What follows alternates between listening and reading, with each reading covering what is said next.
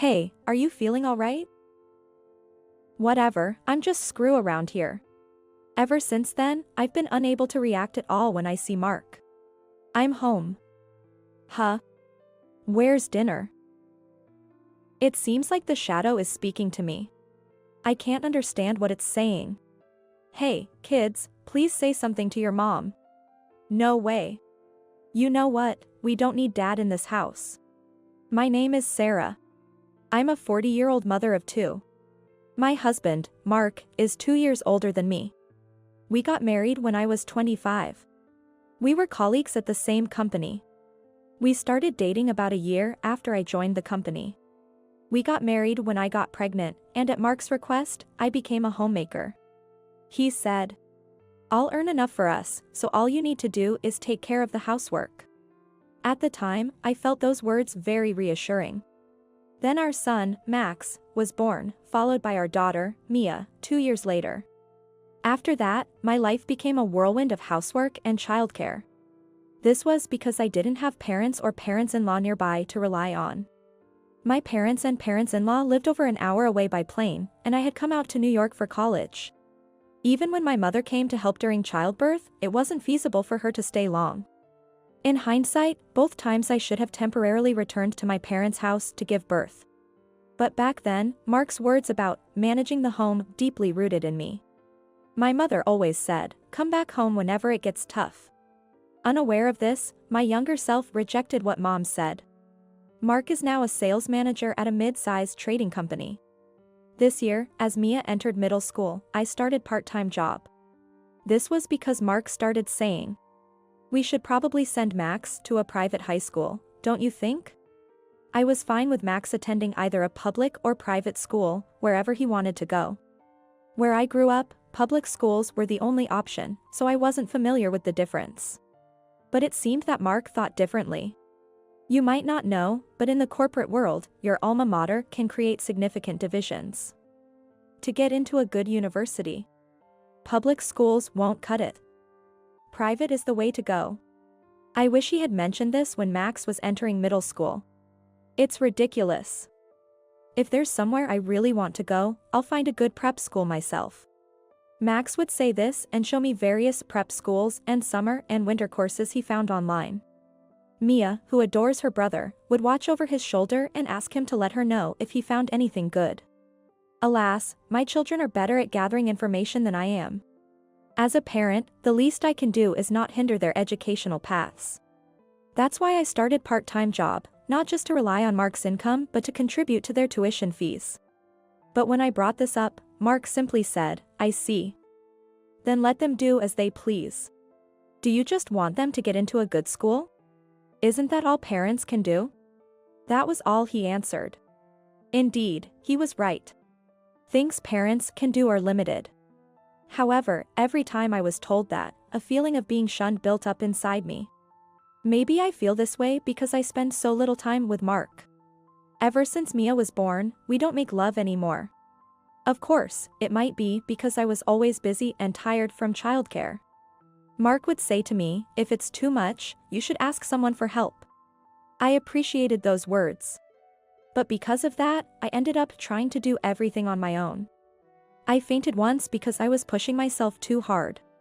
That's when I finally broke down and called my mother. She hurried over on a 1-hour flight and helped take care of me and the 2 kids for a while. I mentioned to her about the babysitter Mark had talked about. If he says so, it's okay to leave them somewhere once in a while. You've always been like this. Trying to do everything on your own until you're overwhelmed, she said. Lying there, I felt relieved by my mother's comforting hand, but also ashamed of myself. Yes, I always wanted to accomplish what Mark asked of me on my own. And then, I would be exhausted and fall asleep at night. Before I knew it, we had become a sexless couple. By the time I wondered about us as a couple, so much time had passed that I'd lost count. Of course, sometimes I thought, why won't you help out? Spend some time with the kids. But another part of me would immediately counter that. It's because Mark is working so hard that I can always be with the kids. I'm truly grateful for that. So I feel I must do my part properly, even if it leads to a life filled with passing each other by. Then one day, Mia started doing her own laundry, saying she'd take care of it from now on. Is that okay? She asked, even though she hadn't really helped out before. It was surprising. What's up? I mean, it's great and appreciated that you want to do your own laundry, but… Mom, you've been busy lately. No, that's not it. Mom, I don't like washing my clothes with Dad's.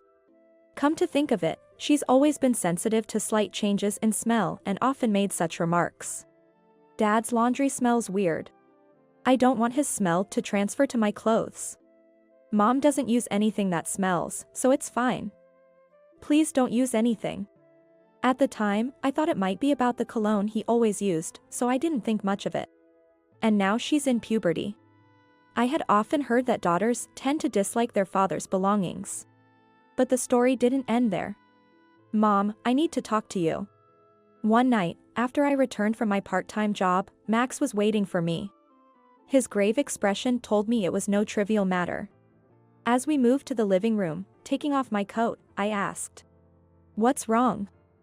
It's rare for you to look so serious." "Yeah, it's about Dad." I was taken aback. As we sat facing each other on the living room sofa, Max said, "Mom, how much do you know?" "About what?" Max sighed softly. "Well, I see. What do you want to say?" "Mom, listen to me carefully and calm down. Mia told me that Dad is cheating on you." "What?" "Affair." I never expected to hear such a word from the mouth of 15-year-old son. "Mom, you really didn't notice, did you, from the way you're reacting? But Dad is always so busy with work. Come on, Mom, let's face it. How come we've never taken a single family vacation together, all four of us, no matter how much of a workaholic he is? Is my father's company really that vicious? But your father is busy as a department head right now, right?" "Now he is. But what about when he was a manager before he became head of the department?" "You know what, there are kids in my class who are in a similar family situation. Like Dad is so busy that the kids don't usually get a chance to see him. But that's why they make up for it by taking them on trips abroad during summer vacation." "What about us?" Max added. I fell silent. What he mentioned was true. It's always been me, just me, taking our two kids to visit my parents or my parents-in-law in the countryside during the summer vacation and Christmas holidays. Since it's a plane ride away, we sometimes visit other places too. There are tourist spots worth seeing. So I thought that was enough. Maybe I was trying to think that way. "I always thought Dad was irresponsible," Max said. "Irresponsible is a bit of an overstatement, since it's your father who is supporting our family. That's just financial support, right? What Mia and I are saying is, whether he actually cares about Mom and us." I felt like I'd been struck by lightning. Oh, they finally say that. And then Mia started hating the smell of Dad's laundry. She realized it smelled like women's perfume. When? You know, she goes out with her friends on weekends, right?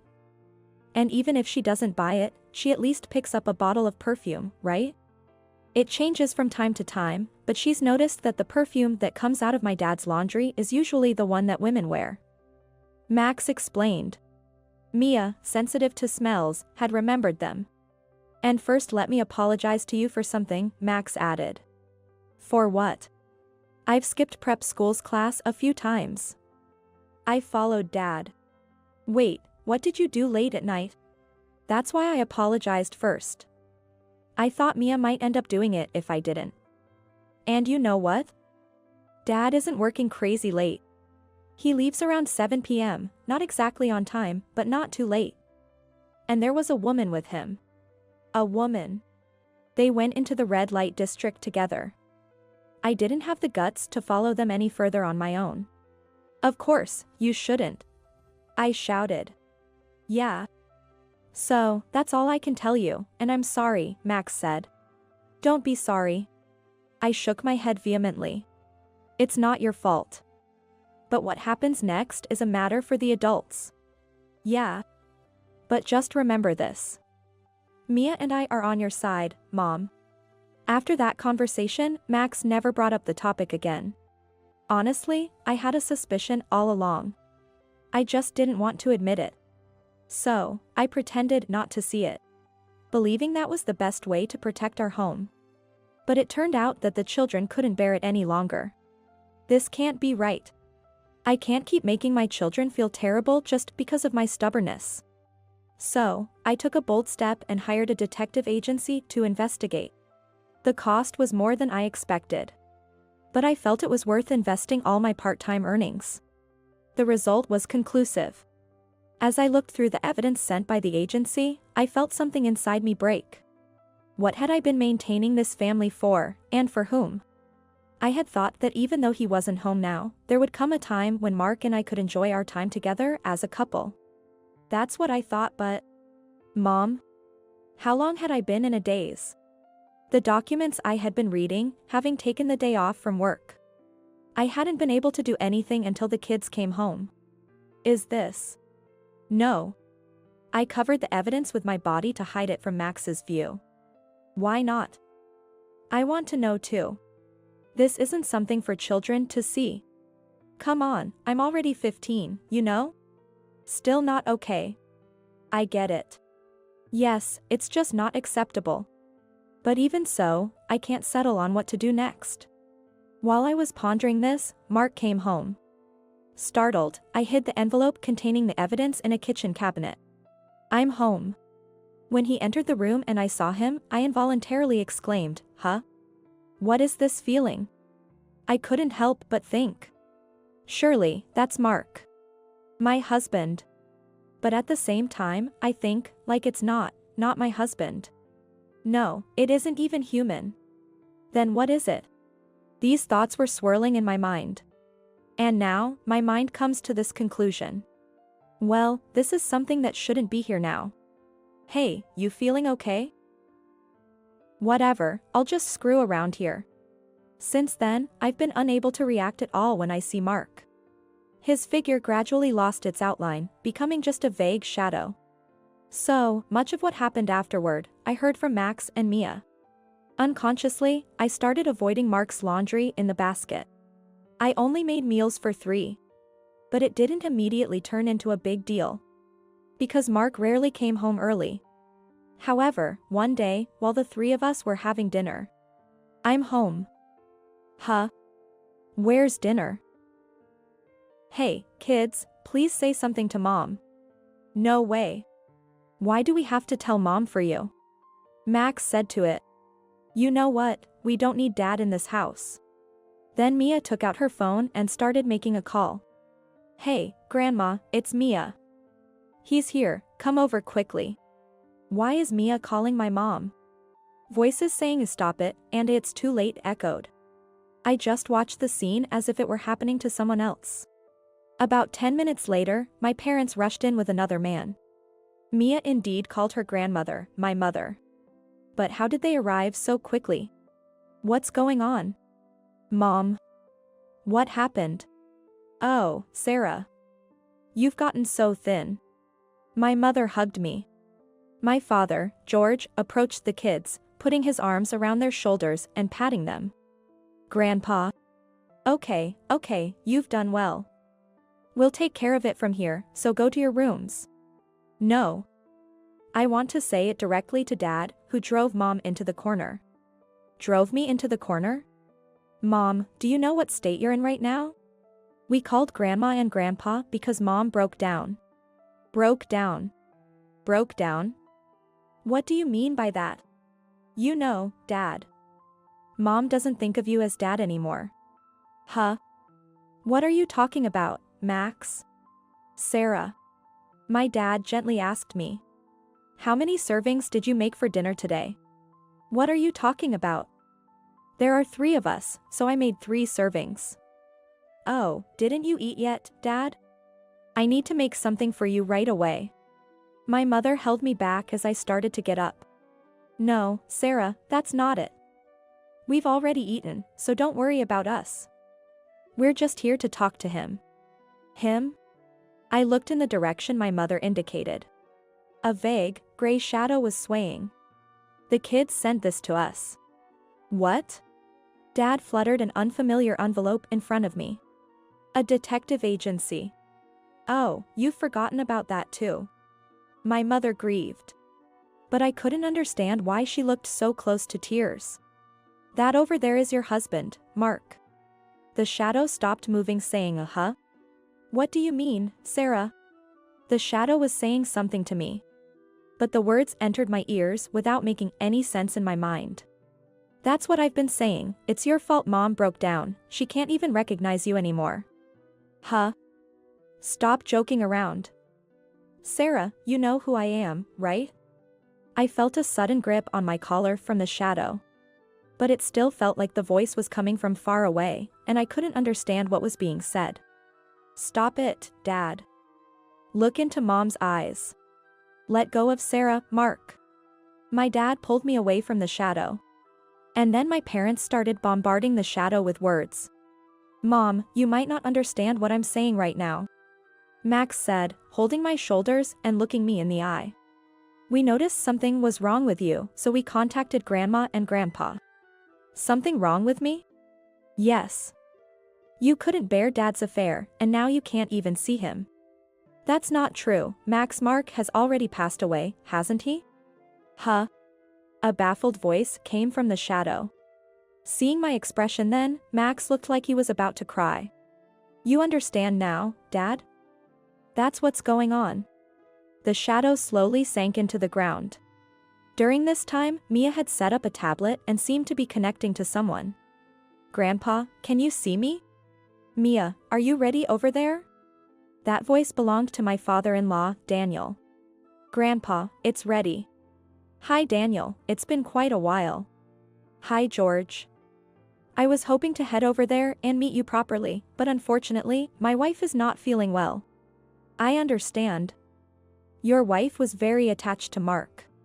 She was too much into her son. Hey, Mark. A voice loud enough to crackle through the tablet echoed. What, Dad? What's going on?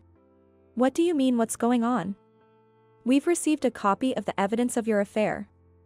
It must have been a shock to Sarah. Dad, you too believe that I... Shut up.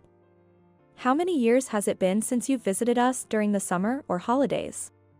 The only reason we didn't blame you is that Sarah always covered for you. I never asked her to do that. Still have more to say? Your mother couldn't help but complain to Sarah about you not visiting us, even though she knew she shouldn't. And this is the reason you couldn't come? Should I read out the documents? Daniel, may we handle this over here? Sure. I will be sure to keep a close eye on my son after he hears this. Then, I'll say it. You've been in a conspicuously close relationship with your coworker Ashley for 10 years, even causing rumors at work. You kept telling Sarah to stay home, which prevented her from meeting her old colleagues, while you freely indulged in your affair. You two even went on overseas trips without visiting us for 10 years. And Ashley believes you'll marry her, huh? She was 25 when you started. And now she's 35. She's also to blame, but she's willing to pay alimony in case of divorce. And what about you? You wasted the best 10 years of her life for marriage? Huh, we hadn't heard that part, but it seems things have gone that far. Hey, Mark. I felt the shadow quiver. Joseph, the attorney that George arranged for Sarah, has started the process and the court papers are already in hand. Fill them out and sign them as soon as possible. And you and Ashley will pay Sarah alimony for pushing to this point. I won't let you get away with a penny. But... Dad, please, I'm begging you, help me. No way. Do you know, Mark, when we saw the documents, your mother collapsed and has been hospitalized since then. Whose fault do you think that is? Mom's in the hospital? I'd like to punch you myself for continuing your affair for 10 years. How dare you stand before me and say such things? Every day in the hospital bed, your mother cries, thinking her upbringing was wrong. But, Dad, you're my parent, you should help me, right? At an age when people start thinking about their parents' care, you're still so naive? Don't worry, we won't need your care. We're cutting ties with you. No way. Well, it's a good thing you're an only child. The little inheritance we intended to leave you will go to Max and Mia instead. Don't say that, please help me. Enough. I'm hanging up. George, we leave the rest to you. Ashley might be at fault, but it seems she was mostly deceived by him. But we'll leave that to your discretion. Thank you, we'll take care of it thoroughly. Don't worry, we won't cause any physical harm. The tablet's video and audio cut off. Let's discuss the divorce then. It seems the man who came with them was the lawyer Joseph. He stepped forward smoothly. Sarah, are you willing to divorce? Divorce? But, we're a family of 3. Yes. But we need your signature here to formalize it. Right. Even if the husband is dead, we still need to file the paperwork, don't we? Dead. Yes, this is really what I found out later when I got my own mind straight. I really thought so at the time. Mark was dead, and he was no longer here. Since when? As days passed, in my mind, Mark's affair and his frequent absences had been replaced with the notion that he was dead. That's why, even when Mark was supposedly in front of me, I couldn't perceive him as a living person, just a vague shadow. Of course, this became clear after counseling later on. So, even if there were contradictions in my current life, I couldn't notice them. All I thought about was wanting to protect the life with my 2 children. That was all. Not inviting Ashley to the scene was a decision made after discussions between my parents and my parents-in-law. They probably thought it was too much for the children to meet their father's mistress in person. Especially Mia, who was firmly against it. So, the matter was left entirely in Joseph's hands. Ashley, having made up her mind, apologized respectfully. I wasn't without doubts. Even if he kept saying we'd marry someday, 10 years was just too long. Still, I clung to that sliver of hope. And regarding my deteriorated condition, Mark always told me his wife was cold to him, but I never imagined something like this. Apparently, Mark always portrayed me as a cold woman who excluded him from the family. My sympathy for him turned into love, but now I see. I was just being deceived by him. Her voice was trembling with anger at that moment. Joseph, I'll pay the alimony to his wife properly. And I have a request. I want to sue him for marriage fraud. Is that possible? Do you have evidence? I recorded his words just in case a time like this would come. And the matter of marrying him after he divorced? This incident has completely opened my eyes. I'm breaking up with him. She was known as an expert in the office, a person with solid skills. The evidence was well organized and neatly arranged. Her love turned into unbearable hatred towards him. In the end, Mark turned even Ashley he thought was on his side against him. Afterward, both of them ended up leaving the company. However, the circumstances seem to have been somewhat different. Their relationship had been somewhat known within the company. It simply wasn't out in the open. That's why Ashley revealing that she was suing Mark over this matter was significant. Why would you do something like that? I've been waiting all this time, thinking you were stuck in a cold marriage, unable to divorce. What now? We went summer vacation trips together, right? It was you who came crying to me, saying your wife told you not to come. I was shocked when I heard about your wife's condition. Ashley resigned voluntarily after making everything clear to those around her. She paid the alimony to me in one lump sum, with a note of apology attached. As a result, Mark also ended up leaving the company. The company didn't need an employee who brought legal trouble. The alimony for me and the child support for the kids were initially covered by his parents. The plan was to later recoup the costs from Mark's personal savings, sale of his belongings, and then consistently from his monthly income. Considering his age and former managerial position, it's questionable what kind of job he can find now. But that's not for me to worry about. Immediately following the day I confronted Mark, I was admitted to the hospital for recuperation. Half of the reason was for medical tests, and the other half was for counseling. Since it was determined that, apart from issues related to Mark, there were no impediments to my daily life, I moved in with my kids to my parents' home. I'm sorry for making you change schools at such a time. It's okay. It's just the right time for high school entrance exams anyway, we'd have to part with everyone regardless. I'm a bit sad to be away from my friends, but it's much better than living with that man. Children are truly precious to me. I'm still continuing counseling. Not having the cause of the trouble around makes a big difference. Once I get a bit better, I plan to start working seriously. For the sake of these kids, and for myself as well.